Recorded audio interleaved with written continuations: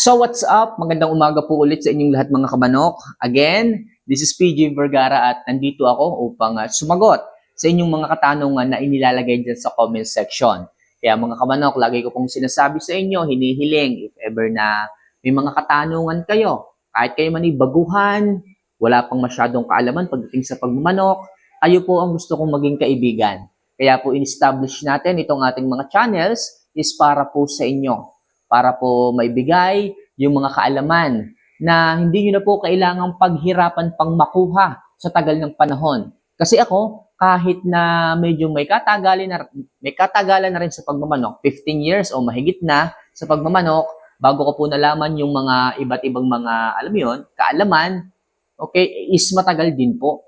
Pero dahil nga nandito kayo sa ating channel, gusto ko pong i-share sa inyo para hindi na po kayo naliligaw, para hindi nyo na kailangan pang pagdaanan yung ilang taon na pinagdaanan ko para lamang makolekta, malaman, maisip, ma-analyze, at ma-realize na ganito pala dapat ang tama, na ganito pala ang magandang dapat ginagawa sa ating mga manok.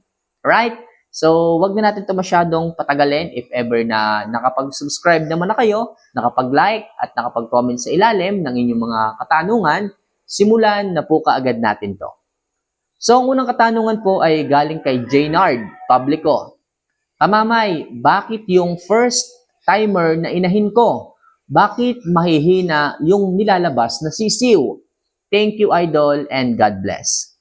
Jaynard, pag mga basal or basal, yung inyong mga inahin, pag sinabing basal, mga first timer talaga ng pagsisisiw, expected mo, talaga na yung aanakin nila, hindi ganun katataas yung immunity, hindi ganun kalalakas, hindi ganun nagsusurvive kaagad.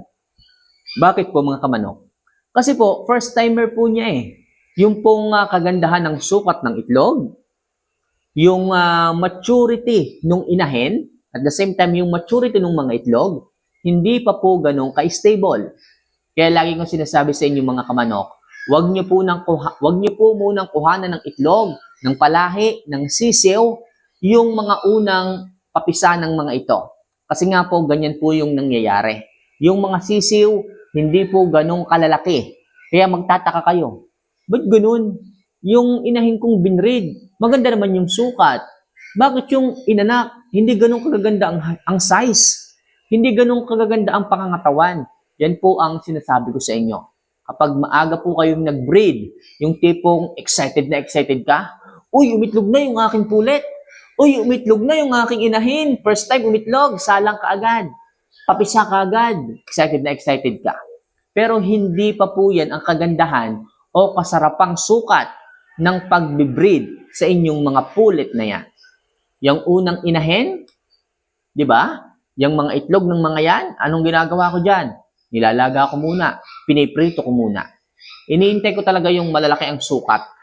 Pag dumating yung sukat na malalaki, yung tumitimbang na ng 50 grams ang isang itlog, doon pa lang ako nag-i-start na magsalak.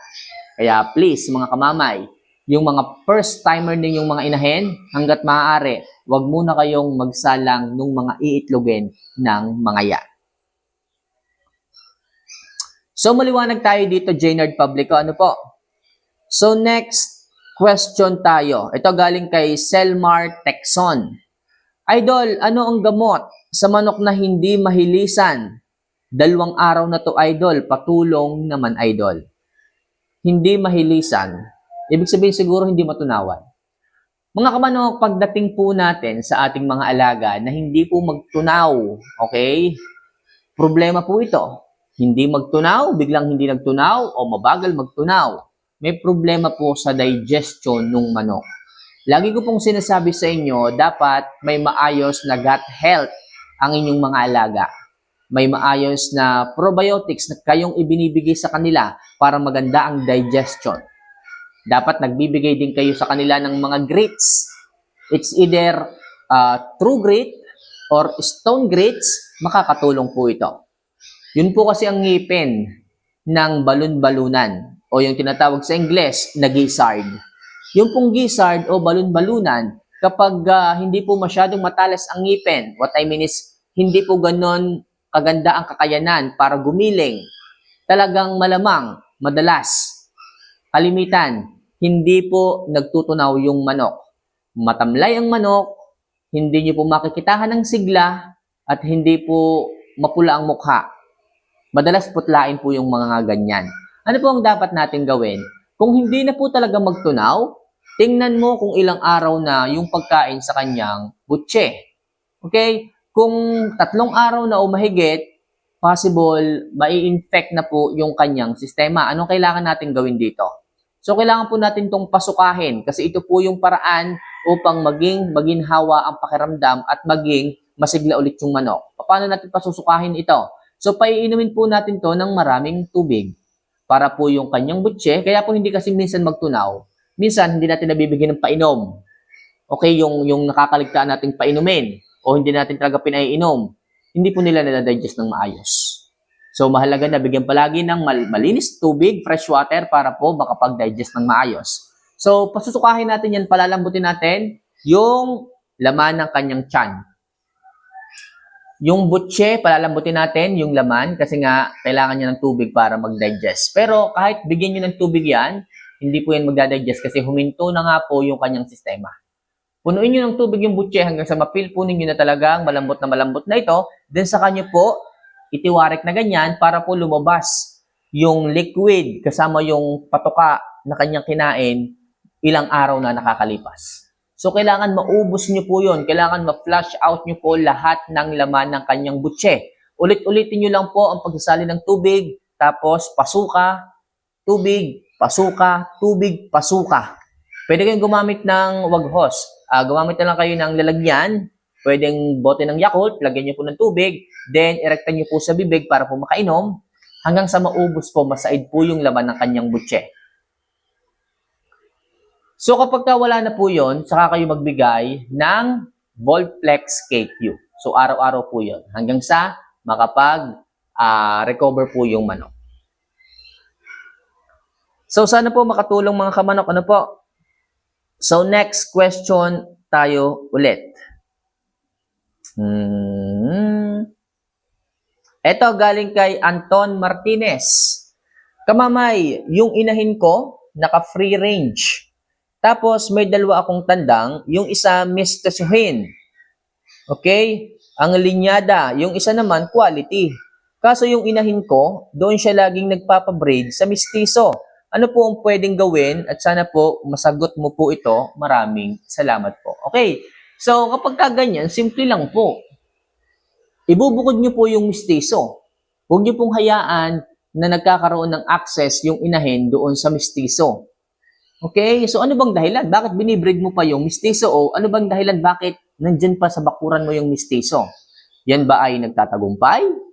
Yan ba ay may sentimental value? Yan ba ay mahalaga sa'yo? O kung ano pa bang dahilan mo? Isipin mo, alamin mo, bakit nananatili yan dyan? Kung ayaw mo namang i-breed. 'Di ba? Kung gusto mo lang alagaan, ilagay mo sa isang space na hindi siya makaka-access sa mga quality na inahin mo. At kung gusto mo talaga na doon lang talaga siya magpa-breed sa isang quality na tandang, ilagay mo sa breeding pen. 'Di ba? Ganun lang kasimple 'yan. Ilagay mo sa breeding pen para wala siyang access sa iba. Para talagang yung i-breed mo ay talagang anak talaga ng mga quality na mga alaga mo dyan. Ganun lang kasimple yan mga kamanok. Kasi ako dito, kapag talaga hindi ko alam kung sino yung tatay niyan, hindi ko talaga inaalagaan. Kung hindi ko talaga alam kung alin yung mga materialis niyan, hindi ako sigurado, pinupurga ko kaagad yung inahin. Okay, yung mga sisiw, binibigay ko na lang sa kapitbahay. Sa inyo na lang to. Kahit magaganda, kahit maayos, binibigay ko na lang.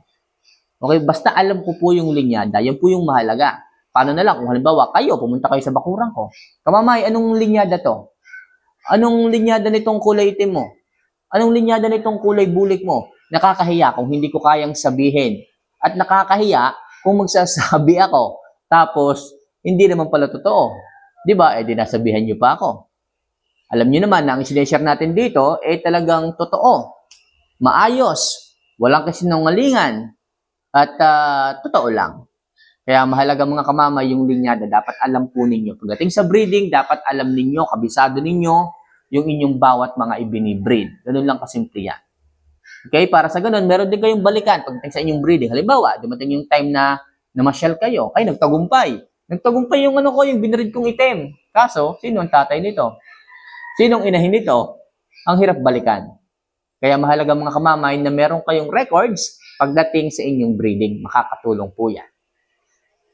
So mga kamamay, sana kahit na paano makatulong ang mga simpleng sagutan natin ito, mga tips and idea pagdating sa inyong mga pag-aalaga ng manok. If ever na may katanungan ka rin, masaya akong pag-usapan natin yan. Ilagay mo sa comment section, ilagay mo dyan sa baba, pag nabasa ko yan, pag-usapan natin sa susunod na video kong gagawin. See you for our next vlog. Mahal ko po kayo. Paalam.